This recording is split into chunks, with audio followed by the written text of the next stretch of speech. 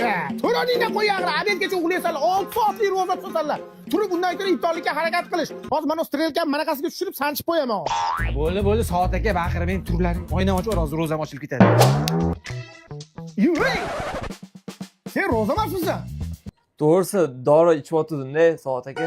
Shu hammani kasallik mana shu ro'za kuniga to'g'ri keladi. Hamma shu kuni tabletga ichishing kerak. Shudachi? Tutgan. Shudachi? Tutgan. Shudachi? Seniki doim shunaqa boru. Iftorligini yeymiz. Yana ro'timni. Moni yeyish moni. Mo sari bola pizzani yeyish. Ma bitta, ma ikkita, ma uchta. Ye, rahmat. Qani oling. Mana suv qurmoqlari bilan. Iftorlik mendan duo qilib qo'yishasanlar a? Bu qimmat emasmi soat aka?